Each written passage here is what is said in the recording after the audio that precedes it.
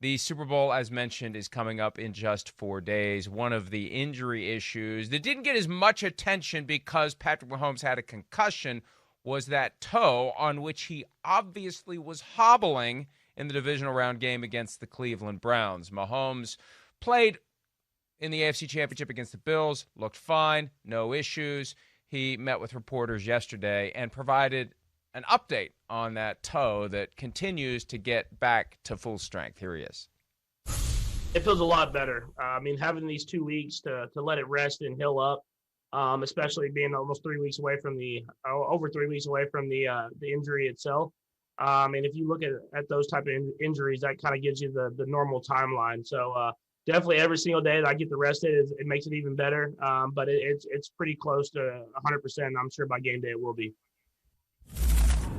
Well, that's good news for the Chiefs, bad news for the Bucs, because they're going to need him to be fully mobile, to be able to run around at full speed, to have no impairment, no limitation. But I was impressed thinking back to that Browns-Chiefs game when he was hobbled between plays. Yes. And he was fine during the play. Right. I mean, noticeably uncomfortable, right, in between plays, to where you could see the look on his face and there was a little bit of like a permanent grimace to be like, wow, this is radiating through my whole body, right from my big toe.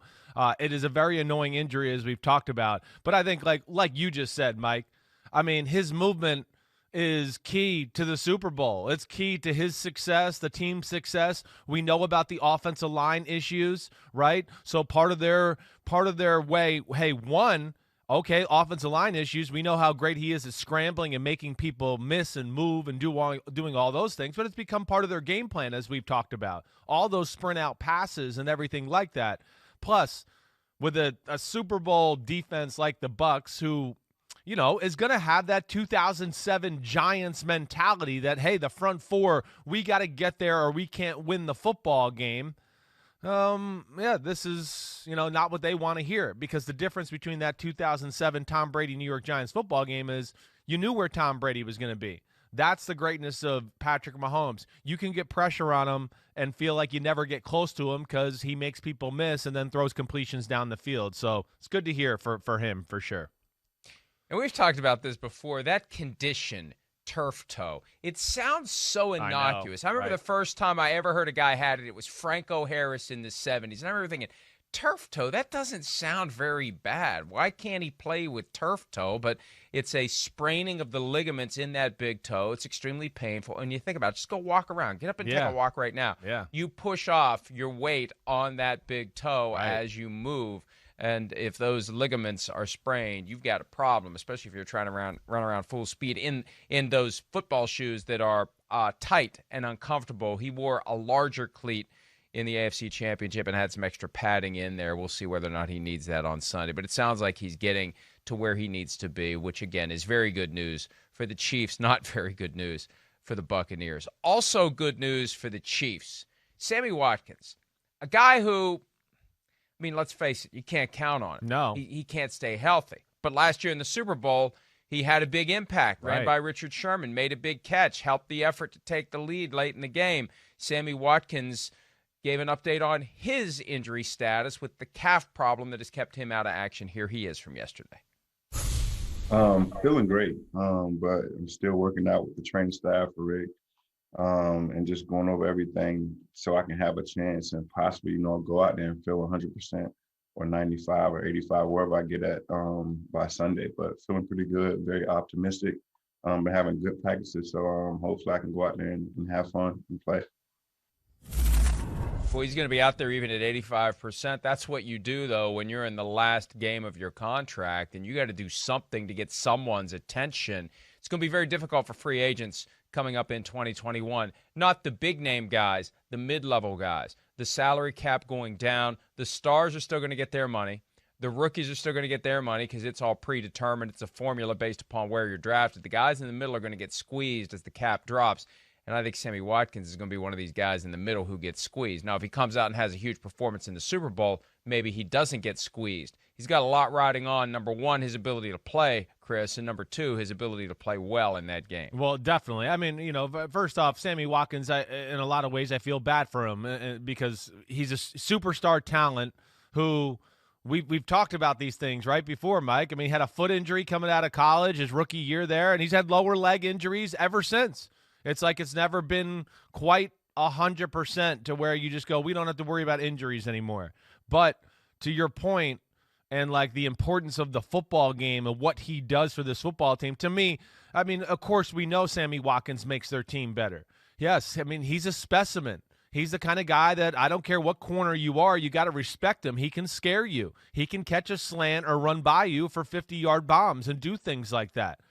So that's where, it's important. And the other importance to me, Mike, at least, is the Chiefs are at their best when I feel it's Mahomes in the shotgun, Kelsey and Hill over here split out to the right, and now we got McCole Hardman and Sammy Watkins to the left. When you have those four on the field with whatever running back, that is a game changer because it really puts a defense in a tough position. It's hard to play blitz. It's hard to blitz and play man-to-man with that many speedy guys split out to where you go, I don't know if we have four guys that can match up with them. And just one thing, I know we talked about it last year. We haven't hit it as much this year. But the Chiefs are much better football team, more dangerous when Sammy Watkins is on the field. So that's good news for them and their offense.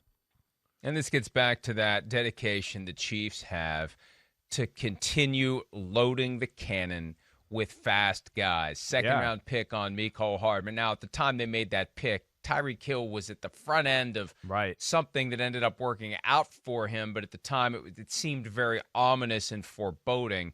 But it did work out. They have McCole Hardman. They have Tyreek Hill. They have Sammy Watkins. And Watkins redid his deal last year. Right, he got squeezed last year with the Chiefs. Right. Yeah, and he hits the market this year. There's a bunch of guys throughout the league, and this has yet to set in for the fans, and I hope it's starting to set in for the players just so they're ready for it. This drop in the salary cap, that money is coming from somewhere, and it's going to come from the mid-level veteran free agents, guys with recognizable names, not superstars. They're going to get squeezed. Someone told me when we were discussing this not long ago, a guy like Ndamukong Suh who got $8 million from the Bucs in 2020, that is going to be more like $3 million in 2021. Same type of player, same type of need, same type of market, but because that cap space is going to disappear to the tune of $19.8 million per team. No, $18.2 million per team. Sorry, that is a lot. Now, that's expected to be the drop. They don't know for sure, and they won't know for sure until maybe hours before the new league year begins. But there's going to be guys who get squeezed very badly. Buccaneers players all participated in the Tuesday walkthrough practice that the team had, but there are four guys who are not ready to go. Three key guys who are not ready to go. Antonio Brown, Jordan Whitehead, and Antoine Winfield. There's also questions about Lavonte David and JPP, but it was Brown who was unable, and we knew he would be unable to play in the NFC Championship. It was Antoine Winfield Jr. who had an injury late in the practice week before the game against the Packers, and ultimately was kind of a surprise scratch on game day. And then it was Jordan Whitehead who suffered a shoulder injury in the game and left. Those three guys, we don't know what's going to happen with them. And those guys in the back end of the secondary, Chris, oh my gosh, how critical they're going to be to trying to slow down the Chiefs' offense. Yeah, with all the issues they had the first time around, and really, I mean, they held up Mahomes and company, I think, what was the number that day? 462 yards? It could have easily been over 550. I mean, it really could have. Mahomes missed some plays. They missed some plays altogether. So, yeah, you're exactly right. They need those guys in the secondary. They need them, too, to just mix and match personnel, rest guys. Hey, let's get a fresh body in. But, too, they'll have their, certain matchups where, okay, it's, 2nd and 5. We want to play a lot of DBs in the game, but we need the extra safeties here because they might run the ball or do something like that. That's where they're going to miss these guys a lot as far as Antoine Winfield and Whitehead. They need them. They're tacklers. They're pretty good coverage, pretty good range as far as pass game's concerned. I mean, so that's a big deal. The Lavonte David JPP thing would be huge, but I don't get the sense that that's like a real concern, right, Mike? Or like a real thing that they could miss the football game. It's just kind of like maintenance, and they're not 100%, and we're taking care of them right now. David's got a hamstring injury, which requires, above all else, rest and time, and he didn't practice at all last week. Also, JPP, and I'm looking at the report here. Of course, that's the Chiefs, so that's not going to tell me anything. JPP has a knee. Yeah. And he was given this is strange. He got the designation all 3 days last week, did not practice because of knee, and then, not injury related, which is one of those strange things about the NFL injury report. So it was kind of his knee, but it was also kind of rest. So it's not just the knee. Right. We want to rest him, but he's getting treatment on his knee. Yeah. I think that's the only way you can harmonize those two. We deliberately gave him those 3 days off, but he's getting treatment on his knee. Right. I think he'll practice this week. Yes. But you do have to be concerned about the Lavonte David hamstring. And I'm looking down here on the injury report, Pete. I don't know, where's this Lavonte David hamstring coming from? Because all I see is Antonio Brown, JPP, Antoine Winfield, and I see limited participation from Jordan Whitehead. I don't know. I don't know when the Lavonte David thing happened. We're going to have to check on that a little bit more, but apparently he's got a hamstring problem that becomes a potential issue. He tweaked it in the NFC Championship, but again, as I look at am I looking at the right week? Never mind. Well, either way, listen, listen, I will fully admit, as I did the quick search for Buccaneers injury report in my email, it pulled up the conference championship injury report, which would not be the correct one. See, if you want the Super Bowl injury report, you have to get the right one. And now I have the right one. So forget everything I just said. Last week it was indeed Antonio Brown, Lavonte David, JPP, Jordan Whitehead, Antoine Winfield not practicing. And for Pierre-Paul, it was knee, not injury-related on top of it. And for David, it was hamstring. So, Pete, you're right. I'm wrong. Savor this moment. Pete. It's the only time it's ever going to happen. He got you, definitely. But, yeah, those are concerning. I mean, we know that. We know, hey, pass rush coverage is going to be a huge part of the game. You know, the Bucs that first time around, yes, could they have won the game? Certainly. But it was a crazy game. Could I also sit here and go, yeah, the Bucs had a chance to win? I could also sit here and go, the Kansas City Chiefs had a chance to win the game 45-10 and absolutely blow them out of the door. It's 17-0. They're on the 8-yard line going in to score. Mahomes loses his awareness. A little bit of Shaquille Barrett behind him is very rare where he gets strip sack fumbled. I mean, it was about to be ball game right there. So that's where the game is really intriguing. That's where the Bucs need to be totally at 100%. They're going to have to play their best game of the season to beat this football team because I expect the Chiefs, hey, big lights, big games, they just continue to get better and better. And I think you're going to see the Chiefs play at a very high level and really try to take advantage of this opportunity of being back-to-back Super Bowl championship winners.